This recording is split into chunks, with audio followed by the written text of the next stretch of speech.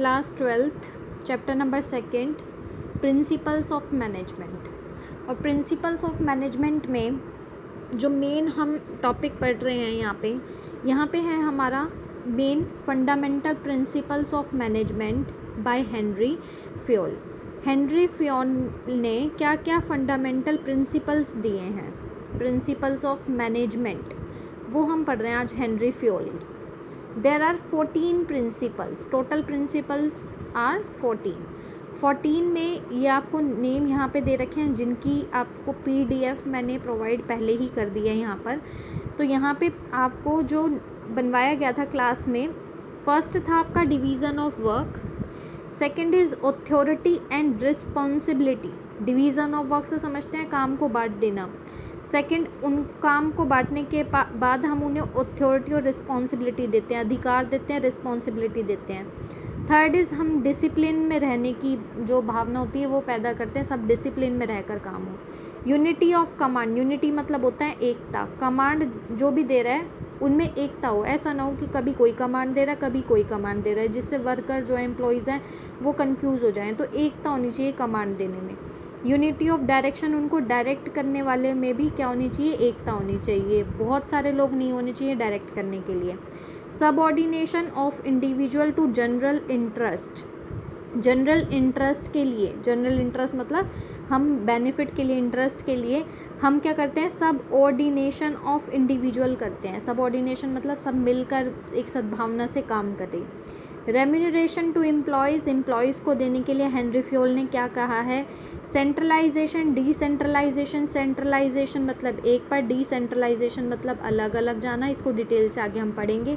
Scalar chain क्या है, एक चेन उन्होंने प्रोवाइड करी है, ये चेन क्या है। ऑर्डर क्या है, equity, stability of personnel, initiative क्या है, एस्पिरेट दी कॉप्स क्या है। तो यहाँ से एक एक करके हम यहाँ पे पढ़ते जाते हैं कि हमारे ये पॉइंट्स यहाँ पर आपको क्या दे रखे हैं। तो फर्स्ट आपको दे रखा है डिवीज़न ऑफ वर्क। तो डिवीज़न ऑफ वर्क में क्या है कि डिवीज़न ऑफ वर्क हमारा क्या कहता है, काम को डिवाइड करना, डिवीज़न करना। यहाँ पे क्या है, work is divided in small task. एक पूरे काम को छोटे छोटे टास्क में हम बांट देते हैं या फिर जॉब में हम बांट देते हैं। And a trained specialist who is competent enough to perform that job does each work. और हर एक काम को करने के लिए, जैसे कि मान लो टोटल वर्क हमारा ये है, इसको हम पार्ट्स में डिवाइड कर देते हैं और हर एक पार्ट के लिए एक स्पेशलिस्ट लगा लेते हैं। स्पेशलिस्ट मतलब जो उस काम को करने में बिल्कुल ट्रेंड होता है, उस स्पेशलिस्ट को हम हर एक पार्ट में लगा देते हैं जो कि कॉम्पिटेंट होता है अपनी जॉब को करने के लिए। तो ईच वर्क को कोई ना कोई स्पेशलिस्ट करते हैं, हम डिवाइड कर देते हैं वर्क को। तो ऐसा करने से बेनिफिट क्या है, हेनरी फ्योल ने ऐसा क्यों कहा कि वर्क को डिवाइड कर दो। तो देखो हमारे मैनेजमेंट में या हमारे बिजनेस में बहुत सारा काम होता है जो कि एक इंडिविजुअल पर्सन या 2 पर्सन या 3 पर्सन नहीं कर पाते हैं। तो इससे अच्छा तो ये है कि हम वर्कलोड एक ही पर्सन पर ना डालकर डिवाइड कर दे काम को। तो काम को डिवाइड करने से बहुत ज़्यादा बेनिफिट होते हैं। आप खुद भी ये चीज़ें अप्लाई करके देख सकते हैं कि जो काम आप अकेले करते हैं वही आपको एक साथ में सबऑर्डिनेट मिल जाए। सबऑर्डिनेट मतलब आपका कोई सहारा मिल जाए आपको काम करने के लिए, तो आपका पार्टनर क्या करेगा, वो मदद करेगा। तो आपका वर्क डिवाइड होने से क्या होता है, एक तो अच्छा काम हो जाता है, ठीक है, क्वालिटी वर्क मिलता है। क्वालिटी मतलब एक अच्छा काम, अच्छा तरीके का काम हो जाता है। साथ ही साथ जिस काम को आप कर रहे होते हो उसकी स्पीड भी बढ़ जाती है। अगर आप कुछ भी काम कर रहे हैं उसकी स्पीड बढ़ जाएगी अगर आपको एक और पर्सन यहाँ पे हम प्रोवाइड करते हैं। थर्ड इज़, जो चीज़ें आप कर रहे हैं उसके अंदर जितना आप वेस्टेज करने वाले हैं, जैसे कि यहाँ पे आप अकेले क्या कर रहे हैं, किसी भी चीज़ को प्रोडक्शन कर रहे हैं, अगर आप अकेले प्रोड्यूस करेंगे तो यहाँ पे क्या होगा कि आपको ज़्यादा मेहनत करनी पड़ेगी, आपको ज़्यादा समय बिताना पड़ेगा। तो इससे हो सकता है कि वेस्टेज हो, समय का वेस्टेज हो या फिर रॉ मटेरियल का वेस्टेज हो। तो अगर आपके साथ आपका पार्टनर लगा हुआ है तो टाइम की भी बचत होगी, जो भी आप रॉ मटेरियल वेस्ट कर रहे हैं उसमें भी डिक्रीमेंट हो जाएगा। तो डिवीज़न ऑफ वर्क यहाँ से क्लियर है। हेनरी फ्योल ने कुछ अच्छा काम बताया मैनेजमेंट में कि मैनेजमेंट को किस तरीके से और अच्छे तरीके से चलाया जा सकता है हमारे फर्म को। तो हमारे मैनेजमेंट में एक अच्छी चीज़ को लागू करने के लिए हेनरी फ्योल ने कहा डिवाइड द वर्क, वर्क को डिवाइड कर दो। Second is authority and responsibility. Authority का मतलब होता है एक पावर होना। तो authority means power to take decisions जो भी आप डिसीज़न ले रहे हैं तो वो लेने के लिए आपके पास पावर होनी चाहिए। ऐसा नहीं है आपने क्या करा, एक कोई भी एरिया का डिपार्टमेंट का हेड बना दिया। हेड बनाने का मतलब ये नहीं है कि बस वो सबके ऊपर अपना क्या करेगा, चाबुक चलाएगा, सबको अपने तरीके से काम करवाएगा। कुछ गलत कर रहा है तो वो बेचारा कुछ कर भी नहीं पा रहा, बस उनसे काम करवाने के लिए लगा हुआ है। तो ऐसा नहीं होना चाहिए, उसके पास एक राइट होना चाहिए, अथॉरिटी होनी चाहिए। And responsibility means obligation to complete the assign job on time. Responsibility यानी जिस भी आपने उस पर्सन को एक बना रखा है कि आपको ही सबसे काम करवाना है, आपसे ही, आपको ही अथॉरिटी है कि आप कुछ भी कर सकते हैं, हेड बना रखा है, तो उसके रिस्पॉन्सिबिलिटी खुद ही बन जाती है कि मुझे ये काम करवाना ही करवाना है, मुझे मैनेजमेंट को आगे जवाब देना पड़ेगा। तो रिस्पॉन्सिबिलिटी का मतलब होता है ऑब्लिगेशन, किसी के ऊपर ऑब्लिगेशन डालना, किसी के ऊपर फोर्स डालना, किसी के ऊपर रिस्पॉन्सिबिलिटी दे देना कि आपको ये काम को कंप्लीट करना है, जो भी जॉब है उसको टाइमली करना है, एफिशिएंटली करना है, एफिशिएंटली करना है, दोनों तरीके से करना है, इफेक्टिवली और एफिशिएंटली दोनों तरीके से करना है। There should be a balance between authority and responsibility. सीधी सी बात है, अथॉरिटी मतलब पावर और रिस्पॉन्सिबिलिटी के बीच में बैलेंस होना चाहिए। अगर पावर ज़्यादा होगी तो पावर जिसके पास ज़्यादा होती है उसका दिमाग वैसे ही घूम जाता है, तो अगर जिसको आपने पावर ज़्यादा दे रखी है वो भी बुरी बात है। रिस्पॉन्सिबिलिटी दे रखी है कि आपको ये करना है लेकिन पावर नहीं दे रखी तो वो कैसे करवाएगा किसी से। तो यहाँ पे पावर और रिस्पॉन्सिबिलिटी दोनों में बैलेंस होना चाहिए। इसका बेनिफिट क्या है, अचीव द टारगेट। अगर आपने किसी को हेड बना रखा है, वो अपनी ड्यूटी को समझता है, उसके पास पावर है कि वो एक्शंस भी ले सकता है, तो वो टारगेट अचीव कर ही लेगा क्योंकि वो अपनी रिस्पॉन्सिबिलिटी को समझता है। Increase in the confidence of the employees. अब एम्प्लॉयज़ का कॉन्फिडेंस भी बढ़ जाता है। अगर आपने एम्प्लॉय को रिस्पॉन्सिबिलिटी दे रखी है, आपको ये करना है, उसका कॉन्फिडेंस, विश्वास बढ़ जाएगा। या उसके हेड को आपने रिस्पॉन्सिबिलिटी अथॉरिटी दे रखी है तो उसका भी क्या होगा, विश्वास बढ़ जाएगा। किसका, हेड का विश्वास बढ़ेगा तो वो कोशिश करेगा कि एम्प्लॉयज़ को अपनी तरफ अट्रैक्ट कर सके। तो अट्रैक्ट करने के लिए वो एम्प्लॉयज़ से कोशिश करेगा कि उनका कॉन्फिडेंस भी बढ़े, तो वो हर एक तरीका लगाएगा जिससे उनकी कॉन्फिडेंस में बढ़ोतरी हो, क्योंकि उनका कॉन्फिडेंस कहीं ना कहीं हेड को बेनिफिट देगा। तो यहाँ से अथॉरिटी एंड रिस्पॉन्सिबिलिटी में क्या होना चाहिए, बैलेंस होना चाहिए। अथॉरिटी मीन्स क्या होती है, पावर। रिस्पॉन्सिबिलिटी मतलब क्या होता है, obligation to do the specific work या असाइंड, दिया गया काम on time. Third is discipline according to this principle the organisational rule and employment agreement should be obeyed by both the superior and subordinate. superior head हो गया, जो in charge हो गया। Subordinate मतलब उसके नीचे जो काम कर रहे हैं, उसके नीचे जो एम्प्लॉय लगे हुए हैं। तो यहाँ पे जो भी सुपीरियर है, जो भी हेड है, और उसके साथ उसके जो काम करने वाले हैं, सबऑर्डिनेट है, ये क्या होने चाहिए, इनके बीच में जो एग्रीमेंट हुआ पड़ा है, एम्प्लॉयमेंट मतलब मैनेजमेंट के साथ जो ये एम्प्लॉई लगे हुए हैं, एम्प्लॉयमेंट हुआ है, तो जो ऑर्गेनाइजेशनल के जो रूल हैं और एग्रीमेंट है वो ओबे होने चाहिए, यानी उनका पालन होना चाहिए, चाहे हेड हो चाहे एम्प्लॉय हो। तो डिसिप्लिन में रहना चाहिए हर एक व्यक्ति। ऐसा नहीं है कि हेड डिसिप्लिन में नहीं रहेगा, हर कोई डिसिप्लिन में रहना चाहिए मैनेजमेंट में। तो यानी हेनरी फ्योल ने ये कहा है कि चाहे सुपीरियर हो चाहे सबऑर्डिनेट हो, चाहे मालिक हो चाहे हेड हो, चाहे कोई वर्कर हो चाहे एम्प्लॉय हो, सभी डिसिप्लिन में रहने चाहिए, which are necessary for the successful working of the organisation. ये तो डिसिप्लिन तो आप हर जगह पर अप्लाई करना चाहिए, चाहे वो घर हो चाहे वो स्कूल हो, चाहे कोई फर्म हो, चाहे कोई कंपनी हो, तो हर जगह पर डिसिप्लिन ज़रूरी है, क्योंकि ये क्या करता है, सक्सेसफुल वर्किंग करता है, एक पॉजिटिव इन्वायरमेंट बन जाता है। बेनिफिट्स क्या हैं, बेनिफिट में आप लिख सकते हो पॉजिटिव इन्वायरमेंट बन जाएगा, एक अच्छा वातावरण होगा, गुड रेपुटेशन, जहाँ पे डिसिप्लिन अच्छा होता है वहाँ रेपुटेशन अच्छी होती है। जैसे आप अपने स्कूल, आस्था स्कूल की बात ले लें, यहाँ पे डिसिप्लिन अच्छा है, तो डिसिप्लिन अच्छा होने की वजह से जो सारे एरिया के लोग हैं वो आपके स्कूल की तारीफ़ करते हैं, रेपुटेशन अच्छी है उसकी।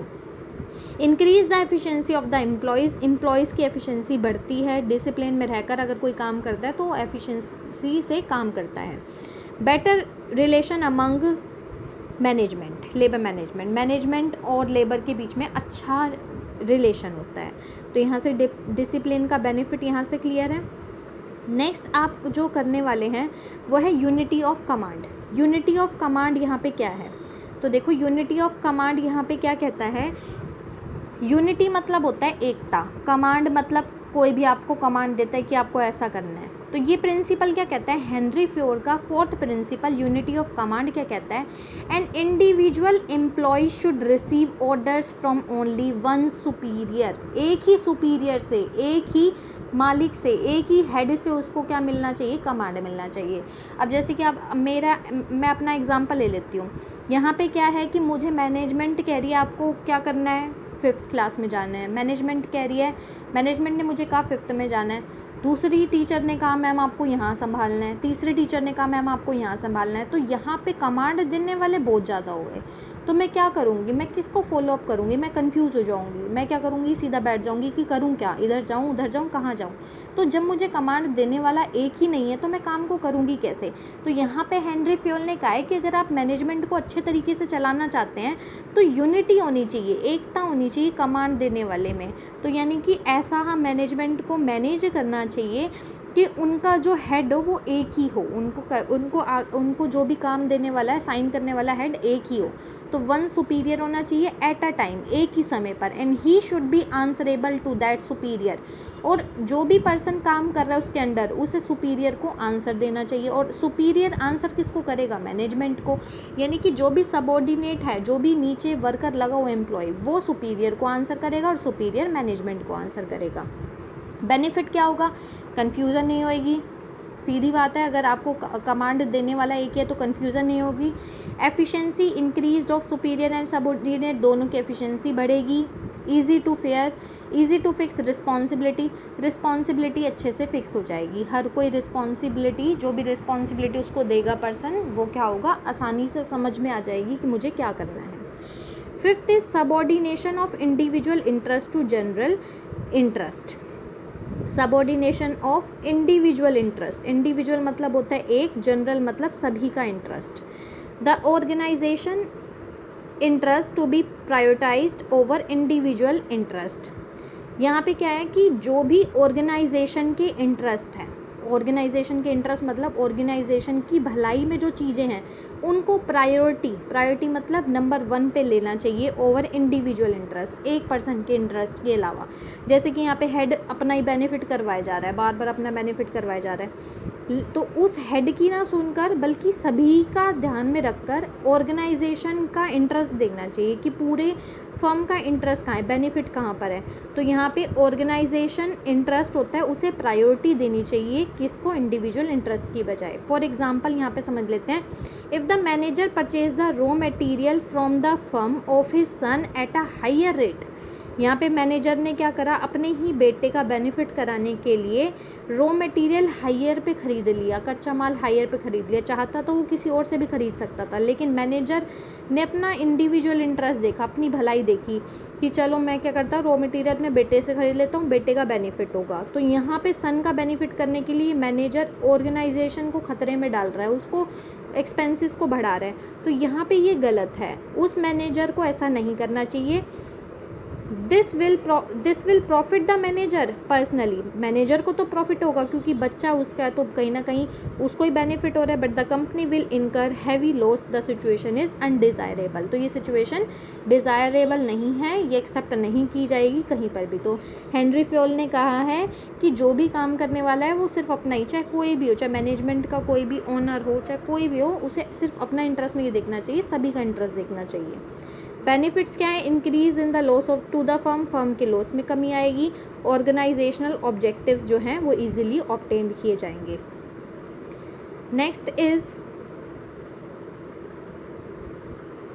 नेक्स्ट यहाँ पे है unity of direction. Unity of direction यहाँ पे कैसे है, डायरेक्शन डायरेक्ट करना, यूनिटी मतलब एकता।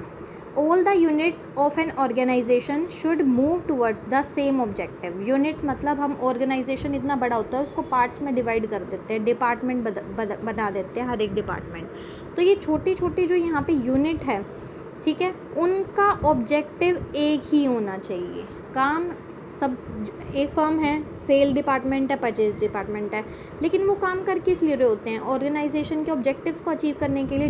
तो जो भी यूनिट्स होती है ऑर्गेनाइजेशन की, वो काम करनी चाहिए एक सेम ऑब्जेक्टिव के लिए through coordinated and focused efforts. इनके एफर्ट्स फोकस्ड, उनका फोकस एक ही जगह पे होना चाहिए कि हमें ये काम करना है। Each group of activities having the same objective must have one head and one plan. तो सीधी सी बात है, इनके पास एक ही हेड होना चाहिए और एक ही प्लान होना चाहिए। बेनिफिट्स क्या है? Same as unity of command unity of command में जैसे जैसे बेनिफिट जो दे रखे थे, एफिशिएंसी बढ़ती है, अच्छे से काम हो जाता है, कोऑर्डिनेशन एफिशिएंसी से काम हो जाता है, तो यहाँ पे किसी भी तरीके का लॉस नहीं होगा। कमांड में जैसे था एक ही व्यक्ति कमांड देने वाला होना चाहिए, ऐसे ही इसमें भी डायरेक्शन में भी डायरेक्ट करने वाला भी एक ही होना चाहिए, और ऑर्गेनाइजेशनल जो भी आपका ऑब्जेक्टिव है वो सेम होना चाहिए। 7th is remuneration to employees. Henri Fayol ने ये कहा है कि जो भी एम्प्लॉय लगे हुए हैं उनको रेम्यूनरेशन यानी सैलरी जो है वो अच्छे तरीके से, फेयर तरीके से देनी चाहिए, भेदभाव नहीं करना चाहिए, क्योंकि अगर एम्प्लॉयज़ को अच्छी सैलरी नहीं दी जाएगी तो वो मन से काम नहीं करेंगे, मन से काम नहीं करेंगे तो वो मोटिवेटेड नहीं रहेंगे तो वहाँ पे ऑर्गेनाइजेशनल के जो गोल हैं वो पूरे नहीं हो पाएंगे। The employee should be paid fair remuneration. Employees को फेयर रेम्यूनरेशन देना चाहिए, which help to increase their standard of living, जिससे उनके जीने में सुधार हो सके। बेनिफिट्स क्या हैं? एम्प्लॉयज़ मोटिवेटेड होंगे, सेटिस्फेक्शन अमंग एम्प्लॉयज़ होगा, decline in the labour turnover rate. जो डिक्लाइन हो रहा है लेबर टर्नओवर रेट में, यानी कि लेबर जो हम लगाते हैं, लेबर लगाने से जो हमें इनकम जनरेट होकर आती है उसमें भी डिक्लाइन नहीं होगा। Next is centralisation and decentralisation. Centre मतलब एक ही जगह पर, डिसेंट्रल मतलब उस सेंटर से बाहर जाना। Authority in a few hands is centralisation. Authority यानी कि पावर एक के कुछ के हाथों में होना, ये सेंट्रलाइज्ड है, यानी कि पूरा ऑर्गेनाइजेशन एक और उसका हेड क्या है? एक है।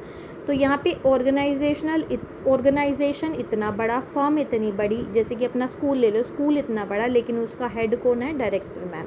तो यहाँ पे कुछ हाथों में होनी चाहिए पावर किसके हाथों में हो गई? डायरेक्टर मैम और प्रिंसिपल मैम के हाथ में या वाइस प्रिंसिपल के हाथ में, लेकिन बाकी सब क्या हैं? उनके लिए काम कर रहे हैं। तो पावर कुछ के हाथों में होनी चाहिए। अगर हम सभी को पावर दे देंगे तो काम नहीं हो पाएगा। And its dispersal among more number of people is decentralisation. फिर हम वो जो पावर होती है वो डिवाइड कर दी जाती है। प्रिंसिपल पावर दे देता है टीचर्स को कि टीचर्स आप अपना जिस तरीके से मैनेज करना चाहें, बस मुझे डिसिप्लिन चाहिए, मुझे पढ़ाई चाहिए, जैसा आप करना चाहें। तो उन्होंने क्या करा कि जो भी पावर थी अपने हाथों में से कुछ बांट दी, टीचर्स को दूसरों को दे दी। ऐसी कंपनी में होता है कि पावर बांट दी जाती है, उसे हम डिसेंट्रलाइजेशन कहते हैं। Fayol believed that an organization should not work with any one of them in isolation. Fayol ने कहा कि कोई भी ऑर्गेनाइजेशन ग्रोथ नहीं कर सकता आइसोलेशन मतलब अकेलेपन में। एक combination of both is important. एक कॉम्बिनेशन होना चाहिए, सेंट्रलाइजेशन भी होना चाहिए और डिसेंट्रलाइजेशन भी होना चाहिए। Simple, easy and work of routine, simple language, easy and work of routine type should be decentralise. Easy काम हमें डिसेंट्रलाइज बांट देना चाहिए, जबकि जो मुश्किल काम है वो किसी एक या सेंट्रलाइज करना चाहिए। यानी आसान काम को तो आप ज़्यादा लोगों को दे दो, लेकिन कुछ मुश्किल काम है वो किसी स्पेशलिस्ट को दे दो। तो यहाँ पे सेंट्रलाइजेशन डिसेंट्रलाइजेशन का मतलब क्लियर है। इजी वर्क को डिसेंट्रलाइजेशन बांट दो, रिस्क क्योंकि जितना बांट दोगे कोई बात नहीं, उसमें रिस्क छोटा ही होगा क्योंकि काम आसान है, छोटा है। लेकिन सेंट्रलाइजेशन में बड़ा काम होता है, बड़ा काम आप स्पेशलिस्ट को ही दो, क्योंकि अगर उसमें कुछ कमी रह गई तो बहुत बड़ा लॉस हो सकता है। तो डिसेंट्रलाइजेशन और सेंट्रलाइजेशन होना चाहिए। अब इससे बेनिफिट क्या होगा डिसेंट्रलाइजेशन और सेंट्रलाइजेशन से? Decrease in the workload of superior के वर्कलोड में क्या आएगी? कमी आएगी। वर्कलोड जो है वो कम हो जाएगा। बेटर एंड क्विक डिसीजन ले पाएंगे। एनकरेजमेंट टू द सबऑर्डिनेट जो काम करने वाले उनको भी एनकरेजमेंट मिलेगा कि चलो हमें भी कुछ काम दिया जा रहा है। सुपीरियर मालिक जो भी हेड है उसका काम थोड़ा कम हो जाएगा क्योंकि वो ईजी काम को बांट देगा। फिर उसके बाद है स्केलर चेन। स्केलर चेन में देखो क्या होता है कि इसमें क्या होता है, एक फॉर्मल लाइन होती है ऑथोरिटी की, पावर की, from highest to lowest ranks are known as scalar chain.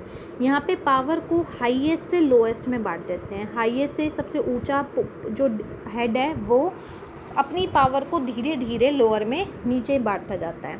According to Fayol, Fayol ने क्या कहा है, organisation should have a chain of authority and communication.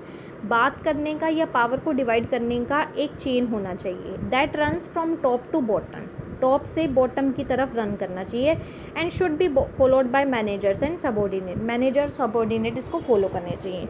जैसे कि यहाँ पे हम देख रहे हैं ऑर्गेनाइजेशन, यहाँ पे इसको मान लेते हैं कि ये एक हेड है, सबसे बड़ा हेड है हमारे बिजनेस का। अब इसके नीचे यहाँ पे दो तरीके से डिपार्टमेंट को हमने बांट रखा है, ठीक है। यहाँ पे जो भी हमारा ए डिपार्टमेंट और बी डिपार्टमेंट दे रखा है, इसमें से इसका हेड है ए जो है वो काम देता है बी को, बी जो है वो सी को काम देता है। ऐसे ही एक्स जो है वो वाई को काम देता है, वाई जो है वो जेड को देता है। यानी इनके बीच में अगर कम्युनिकेशन होना है, बात होनी है, तो बात भी कैसे होएगी, ए करेगा बी से बात, बी करेगा सी से बात। यहाँ पे ए सीधा सी से नहीं कर पाएगा, एक्स करेगा वाई से बात, वाई करेगा जेड से बात। एक्स और जेड इकट्ठे बात नहीं कर सकते। लेकिन कभी कभी क्या होता है, जो कम्युनिकेशन होता है वो डायरेक्ट करना पड़ता है। कभी कभी ऐसी इमरजेंसी में, सिर्फ इमरजेंसी में क्या होता है कि ए को अगर एक्स से बात करनी है दूसरे डिपार्टमेंट से, तो इमरजेंसी की सिचुएशन में वो बात कर सकता है। सिर्फ इमरजेंसी का केस यहाँ पे अप्लाई होता है, वरना यहाँ पे कम्युनिकेशन जो है वो इस तरीके से ही चलता है, ठीक है। अगर कुछ इमरजेंसी आ जाए तो यहाँ पे इक्वल रैंक वाले ही कम्युनिकेट कर सकते हैं। ए एक्स से ही कर सकता है, बी वाई से ही कर सकता है, सी जेड से ही कर सकता है। ऐसा नहीं है ए जेड से करेगा, ठीक है। तो इसे हम क्या यहाँ पे क्या कह देते हैं, इसे रैंक कहते हैं। और रैंक ये हमारा हो जाता है गैंग पैंक। जब प्लैंक इस तरीके से बात होती है इमरजेंसी की सिचुएशन में, एक ही रैंक वाले, इक्वल रैंक वाले इस तरीके से बात करते हैं, तो उसे हम कहते हैं गैंग प्लैंक। बेनिफिट्स क्या हैं, flow of orderly information, information order से जाती है, क्विक सॉल्यूशन हो जाता है, बेटर रिलेशन बनते हैं। Next is order. According to this principle, a right person should be placed at the right job and a right thing should be placed at the right place. यहाँ पे simple सी बात है कि जो right काम, एक काम को करने के लिए एक राइट पर्सन होना चाहिए, और जो भी जॉब की जा रही है उसके लिए हम पर्सन जो है वो एक सही लगाएं और एक राइट चीज़ कही जाए, सही समय पर सही जगह पर सही चीज़ की जाए। मटेरियल ऑर्डर्स और सोशल ऑर्डर्स होते हैं। मटेरियल जो ऑर्डर्स होते हैं वो फिज़िकल रिसोर्सेज में जाते हैं, सोशल ऑर्डर्स ह्यूमन रिसोर्सेज में जाते हैं। मटेरियल के लिए जैसे कि जो भी आपको चीज़ें चाहिए अपने बिजनेस के लिए, तो फिज़िकल रिसोर्सेज से आप लेते हैं, जबकि अगर आपको ह्यूमन रिसोर्सेज की आवश्यकता है तो ये आपका सोशल में जाता है। बेनिफिट्स क्या है, no loss of time, time का कोई लॉस नहीं होता, डिसिप्लिन बना रहता है, complete utilisation of material and human resources यहाँ पे आपके होते हैं। Next is equity.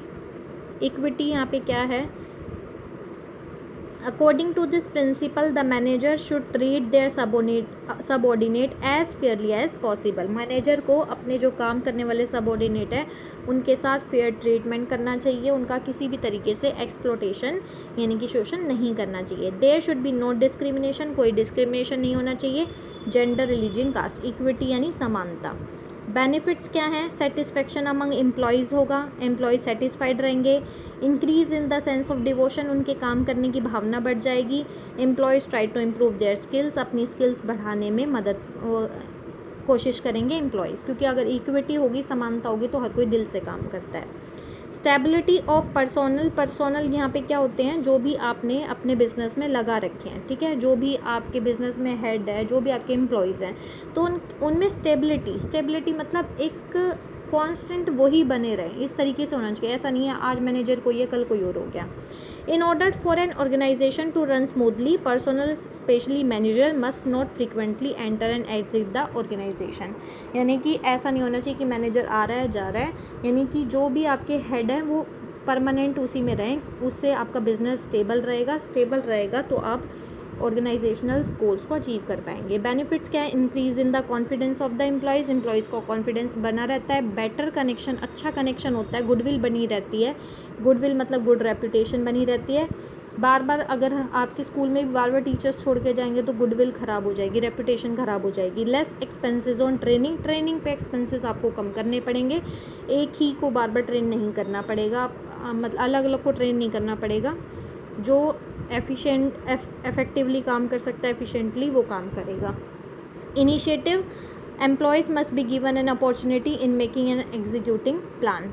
एम्प्लॉयज़ को भी पूरा अधिकार देना चाहिए कि वो प्लान को एग्जीक्यूट कर सके, उसको अप्लाई कर सके अपने तरीके से। बेनिफिट्स क्या है? Increase in the thinking power of employees, cooperation बढ़ता है, increase in the sense of attachment, उनका ऑर्गेनाइजेशन से क्या हो जाता है? अटैचमेंट बढ़ जाता है, अटैचमेंट बढ़ जाता है तो मन से काम करते हैं। तो इनिशिएटिव, हर किसी को इनिशिएटिव देना चाहिए काम करने के लिए, करने देना चाहिए उनको। एस्पिरेट डी कॉप्स क्या है? नाम अलग है लेकिन मतलब बहुत ही आसान है यहाँ पे। A manager should continuously make efforts to develop a team spirit among the subordinates. Manager को बार बार कोशिश ऐसी करनी चाहिए कि जो उसके नीचे काम करने वाले एम्प्लॉयज़ हैं उनमें क्या करे, लगातार एफर्ट्स करता रहे ताकि एक टीम स्पिरिट बनती रहे, मिलकर काम करने की भावना बनी रहे। ही और she should use we instead of I की बजाय वो कहे हम। एक मैं जो होता है कि मैं कर सकता हूँ, मैं ना होकर हम कर सकते हैं की भावना होनी चाहिए। बेनिफिट टीम स्पिरिट्स है और स्वीट रिलेशनशिप होता है अमंग किसके बीच में? Manager, subordinates. और इससे बेनिफिट क्या होगा? Organisational objectives can be achieved easily and soundly।